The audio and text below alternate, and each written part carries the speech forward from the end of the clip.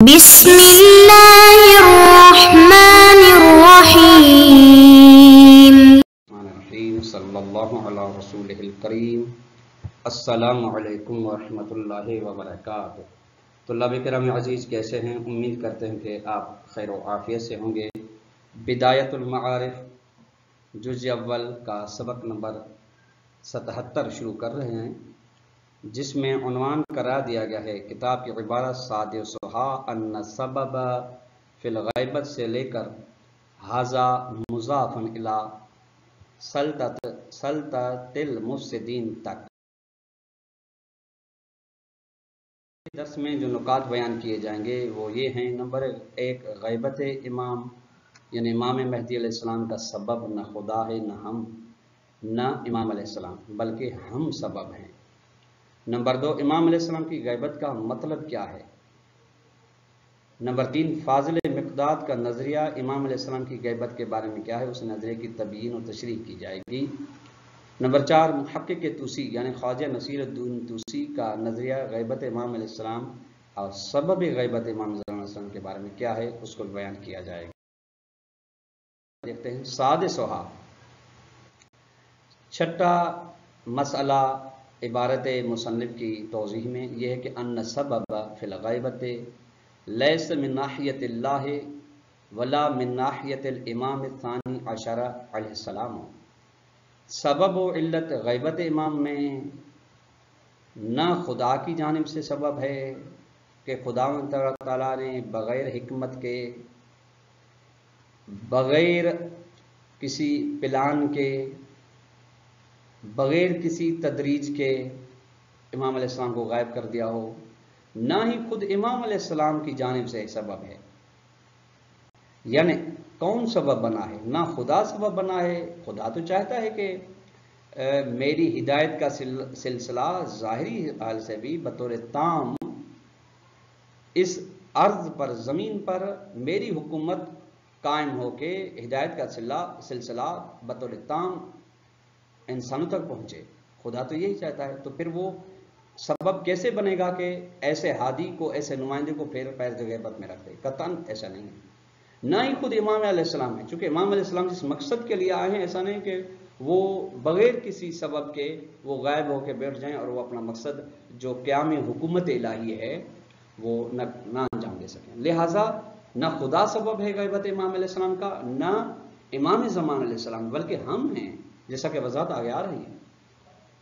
لأن کمال لطفہ یقتضی ظہور ولیہ، چونکہ خدا کے کمال لطف کا، کمال لطف طلاب کرام عزیز لطف قائد لطف کی جانب اشارہ ہے، یعنی خداوند تعالیٰ کے اوپر ضروری بنتا ہے، لازمی بنتا ہے، عقل در کر رہی ہے، چونکہ وہ حکیم ہے، بے فائدہ اور بے مقصد کام انجام نہیں دیتا۔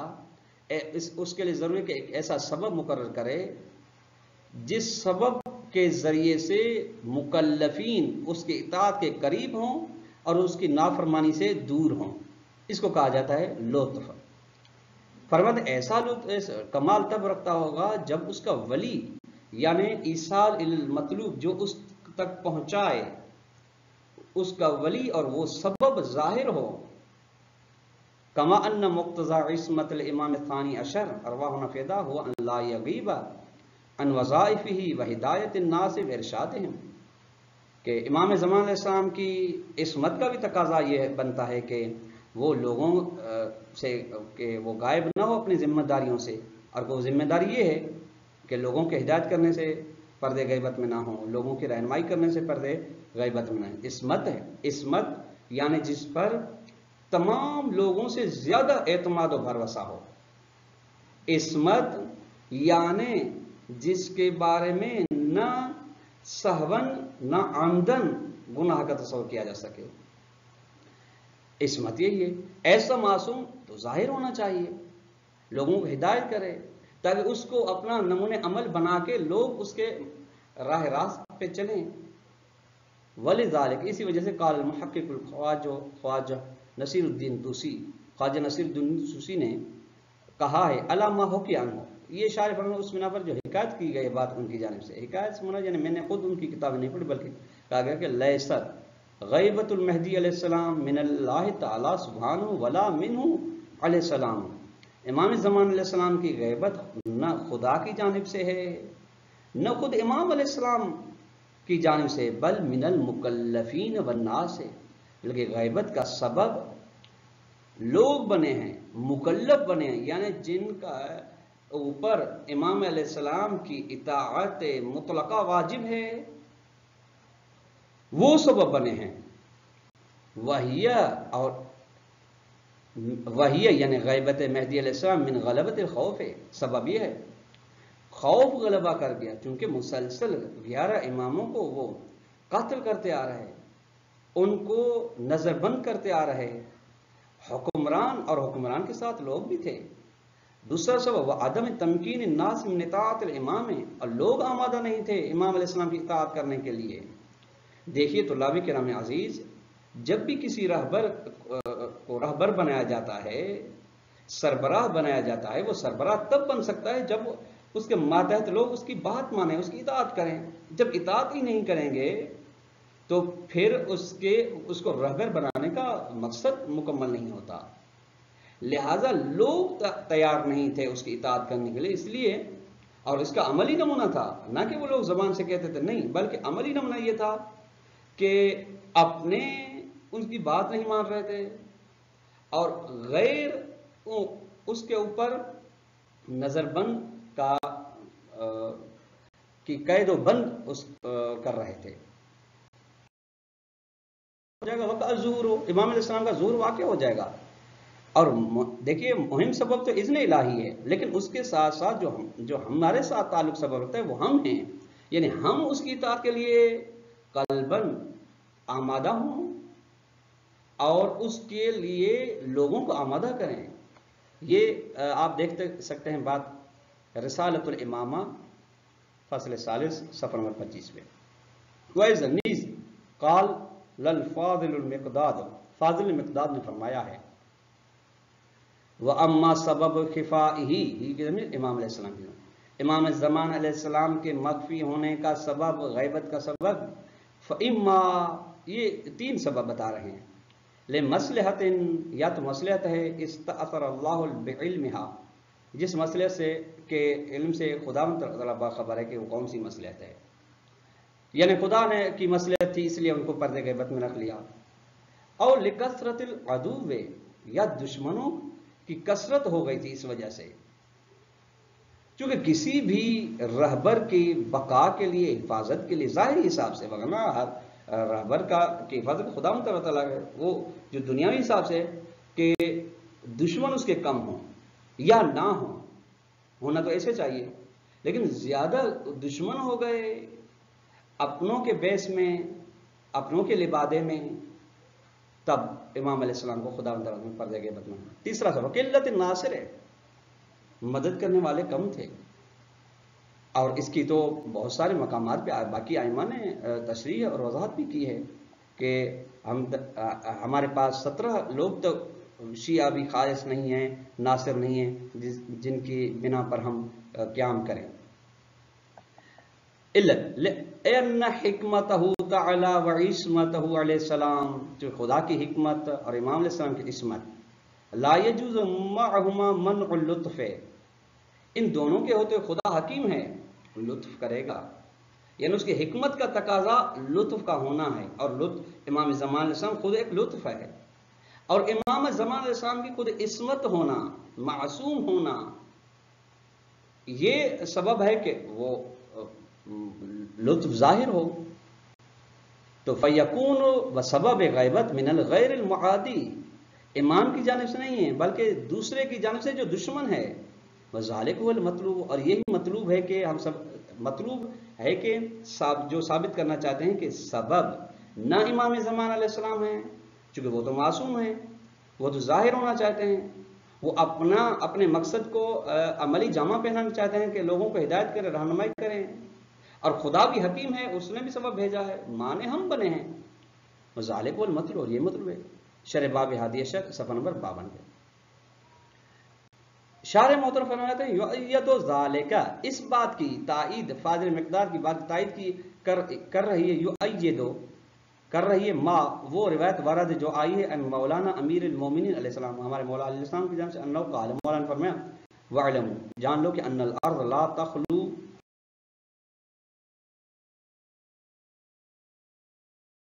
اللہ ہے، زمین کبھی بھی خالی نہیں ہوگی خدا کی حجت سے، ولیکن اللہ یعمی خلقہ منہا بظلمہم وجورہم، لیکن خدا تعالیٰ اس اپنی مخلوق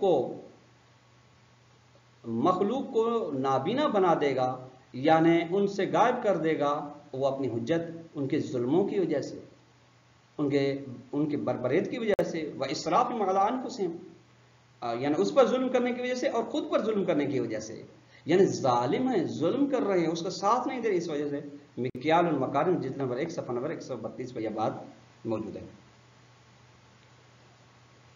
فالغیبتو ناشئۃ من تقصیر الناس، بس نتیجہ یہ ہے غیبت امام زمان علیہ السلام کا سبب یعنی پیدا ہوئی ہے لوگوں کی کوتاہی کی وجہ سے، لوگ مقصر ہیں اس میں، سبب لوگ بنے ہیں کہ ان کی اطاعت نہیں کر رہے تھے، ان کا ساتھ نہیں دے رہے تھے، ان کی نصرت نہیں کر رہے تھے، وقت یوجہ ذالک، اور یہ بہترین بات شمار کی گئی کہ اس کے ذریعے کہ اس کی توجیہ بیان کی گئی بأن اقامت العدل العام العالمی تتوقف علی قبور نصاب من عامت الناس فی اقطار العالم لإقامت العدل العالم الالہی من ناحیت الرجل الہی۔ لفظی ترجمہ تو اللہ کرام یہ ہے کہ اس عدل کو قائم کرنا جو عمومی ہے، تمام عالم کو شامل ہے، یہ وہ اقامہ عدل موقوف ہے کہ اکثریت لوگ اس کو قبول کرتے ہوں تمام عالم میں، تاکہ عدل عام الہی کا قیام ہو سکے خدائی مرد کی جانب سے، یعنی خدا کا نمائندہ اس عدل عام الہی کو آ کے قیام کرے۔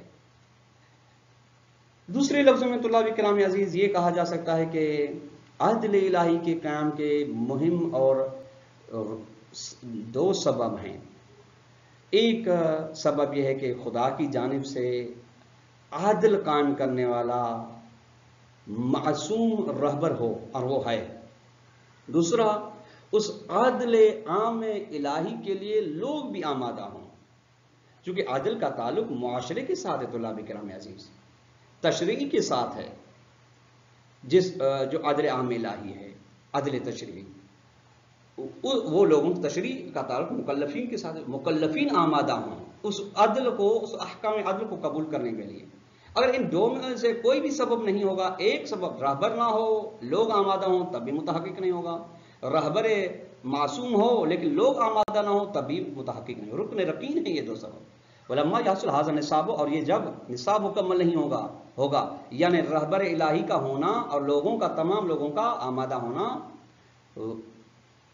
وَإِنْ قَرُبَ النَّاسُ إِلَىٰ قُبُولِهِ، اگرچہ لوگ قریب ہوں اس کو عدل الہی کو قبول کرنے کے لیے، لِإِزْدِيَادِ احساس، چونکہ حص بڑھ رہی ہے کہ ان البشر من دون امداد غیبی لا يتمکن من اصلاح العالمی، کہ انسان بغیر خدائی مدد کے ممکن ہی نہیں کہ پورے عالم کی، پورے جہان کی اصلاح کر سکے، ولو اخذ بالمؤتمرات، اگرچہ وہ انسان انجام دے رہے ہیں امر بالمعروف کو، والمجالس المعدت للقیام بالعدل، اور ایسی محافل کو، ایسے برنامہ ریزیوں کو جو آمد کیے گئے ہیں عدل کے قیام کے، معاشرہ اور اصلاح عالم کے لیے، یہ انجام نہیں دے سکتے۔ کیوں؟ فإن هذه المؤتمرات والمجالس عجزت عن ذلك المقصد العالی، چونکہ یہ مؤتمرات، یہ عوامر اور محافل و مجالس اس بلند ترین مقصد سے عاجز ہیں، وہاں تک ان کی پہنچ نہیں ہے۔ جب پہنچ نہیں ہے تو اس کو عملی جامہ کیسے پہنا سکتے ہیں؟ لأنهم لیسوا، چونکہ لوگ لیسوا اہل نہیں ہیں، لہو اس مقصد عالی کے لیے۔ اہل وہ ہے جس کو خداوند تبارک و تعالیٰ نمائندہ بنا کر اس عدل عام الہی کے لیے بھیجے، اور وہ تو پردے غیبت میں ہے۔ جب تک ہماری جانب سے آمادگی نہیں ہوگی وہ تب تک نہیں آئے گا، جب تک وہ نہیں آئے گا یہ مقصد عالی متحقق نہیں ہوگا۔ لہٰذا یہ رکنے رکھے ہیں. طلاب کرام آج کا درس اختتام کو پہنچا. خلاصے کے طور پر ہم اگر سوال دینا چاہیں وہ یہ سکتا ہے کہ نمبر 1 سوال، غیبت امام زمان علیہ السلام کا سبب کون ہے؟ نمبر 2، غیبت امام زمان علیہ السلام کے بارے میں فاضل مقداد کا نظریہ بیان کریں. نمبر 3، سبب غیبت امام زمان علیہ السلام کے بارے میں خواجہ نصیر الدین طوسی کا نظریہ بیان کریں. والسلام علیکم ورحمۃ اللہ وبرکاتہ.